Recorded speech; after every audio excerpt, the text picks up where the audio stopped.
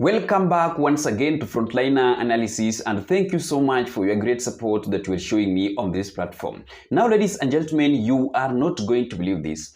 It is now more than 25 days since two Kenyan activists Bob Njagi and Nicholas Oyo were kidnapped in Uganda on their mission to help their beloved friend Bobi Wine to campaign against the government of Museveni ahead of general election that will happen next year in 2026, whereby after that kidnapping, the government of Uganda have been informing Kenyans that they don't know the whereabouts of these two Kenyan activists.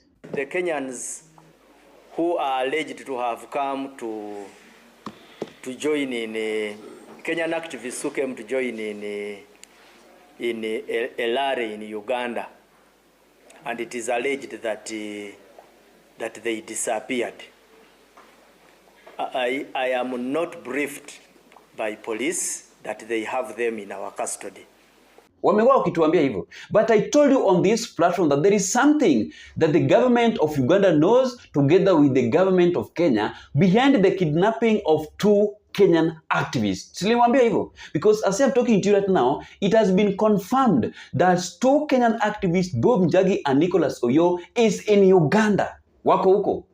But few weeks ago, the courts, together with the government of Uganda, told Kenyans that they don't know the whereabouts of these two Kenyan activists. But right now, we have received a sad, shocking news whereby Bob Njagi and Nicholas Oyo is in critical condition. Saizi tu.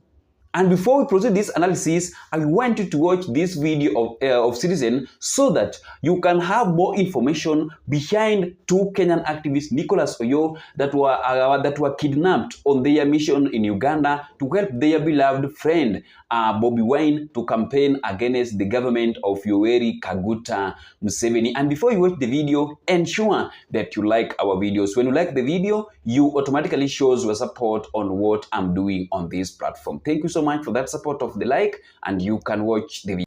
Now, the Law Society of Kenya, Amnesty International and Vocal Africa tonight demanding immediate medical attention for activists Bob Njagi and Nicholas Oyo, who were abducted in Kampala, Uganda, and whose whereabouts have remained unknown for close to a month now.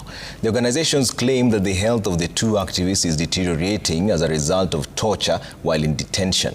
The push to have the two released by their abductors comes even as a UN Special Rapporteur on the situation of human rights defenders, Mary Lawler, raised complaints after Kenyan authorities failed to provide answers on human rights violations during the June 2025 protests. Gatete Njoroge has more. Free Bob, free Nick. Free Bob, free Nick. 27 days and with a chilling silence from Uganda and Kenyan authorities, Law Society of Kenya, Amnesty International and Vocal Africa have continued with their push to have Bob Njagi and Nicholas Oyo released by their abductors. The organizations, through their sources in Uganda, say they have received credible information that Njagi and Oyo are in bad shape and need urgent medical attention. Informal sources indicate that the two's health has begun to deteriorate, probably as a result of torture and inhuman treatment for more than 25 days in detention without access to consular, legal, or medical services. While expressing their frustrations with the Ministry of Foreign Affairs for inaction since the two were taken in broad daylight, the group says they will not relent in their pursuit to pile pressure directly on President Yoweri Museveni, who has the final say after military and police denied holding the two. Over the last 3 working days, 300 Kenyans have directly emailed President Yoweri Museveni. As the campaign continues to roll out internationally, we are calling on more Kenyans, East Africans, and people across the world to use the facility to demand the release and safe return of our fellow citizens. The organizations are also planning to petition both the National Assembly and the Senate to intervene and ensure Njagi and Oyo are protected. We are calling upon development partners of East Africa, that is IMF, World Bank, and even Africa Development Bank, to review their plans to fund some governments, especially Ugandan government. The abductions in the region has caught the eye of United Nations, UN Special Rapporteur on the situation of human rights defenders, Mary Lola, on her X page, raised concerns after Kenya failed to respond on questions relating to arrest, detention, deportation, and prosecution of human rights defenders as part of a wider crackdown on peaceful protests in June 2025. Lola raised concerns over deportation of Martin Mavinjina, a Ugandan human rights defender, crackdown on media outlets reporting live the nationwide protests, and an attack at Kenya Human Rights Commission offices on July 6th, where scores were injured. Free Bob, free Nick. Gatete Njoroge, Citizen TV, Nairobi. So that is what is happening. Na niliwaambia hapa vizuri that it cannot be that Minister of Foreign Affairs Musalia Mudavadi does not know what is happening amid that kidnapping of 2 Kenyan activists. They knew. And the government of Kenya was silent because these 2 Kenyan activists, Bob Njagi and Nicholas Oyo, used to criticize the government of President William Samoei Ruto. Niliwaambia hakuna penya watu wangeenda. Kama walishikwa Uganda na mapolisi wa Uganda, how comes they are trying to lie to us as citizens of Kenya that they don't know where those people were taken? How?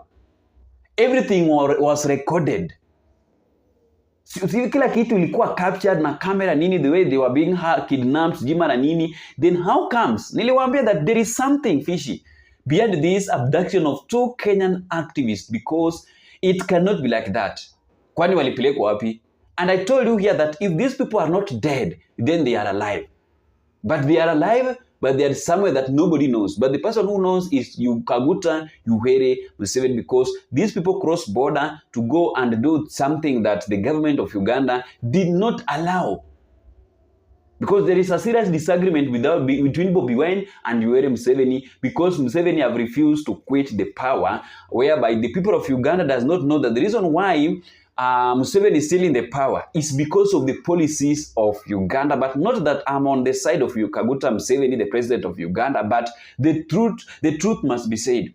We need to talk about the truth of what is happening in Africa, whereby in 3 countries, citizens of these 3 countries are facing same challenges. That is Kenya, Tanzania, and Uganda. In Kenya, the way William Samoei Ruto is handling opposition leaders here in Kenya is the same way that Museveni is also handling his opponents there, the same way to where Mama Samia Suluhu is also handling his opponents as they are heading to the general election, where they are only remaining with few hours for the citizens of Uganda to face their leaders on the ballot box so that they can elect the new faces of leaders that is going to run their countries in the previous year. So that is what is happening right now to our neighboring country of Uganda, where we have received a sad, shocking news that it is now quite clear that Bob Njagi and Nicholas Oyo wako Uganda. Niliwaambia tu vizuri, hakuna penye wangeenda. Because kama wako hapa Kenya, because they can't be here in Kenya, then the mother of Nicholas Oyo and Bob Njagi keep on crying. I even play for you the video of the mother of one of the 2 kidnapped activists trying to plead with the government of Kenya to help her find his children. See, I told you here. Niliwaambia that if these people are not here in Kenya, wako Uganda. Na kama wako Uganda, na wameuliwa. The way the Standard headline exposed a few days ago on how these 2 Kenyan activists are dead silenced under the government of Yoweri Kaguta Museveni. So that is what is happening in Uganda, but this one needs to stop. It is good to cross border to go and help your country. It is not bad. But you need to check the policies of that country. You need to check the policy of your country if they can allow you to cross border and go so that you can go and help people to solve their problems. If your policies that not allow you, then there's no need of going there. If you don't have an invitation from the government of a country, you cannot go there and start doing things that are unnecessary because you are a strange person there. You are not there by birth. You are not there. You are not a citizen of there. You don't have citizenship. So, but this is not the time for that one. This is the time for change. This This is the time for positive things so that we can make sure that the family of Bob Njagi and Nicholas Oyoo are happy after they will see the two kidnapped sons that were kidnapped in Uganda on their mission to help their beloved friend Bobi Wine to campaign against the government of Yoweri Museveni that have been in power for more than 45 good years. Whereby, as I'm talking to you right now, Museveni still want to return back to the office.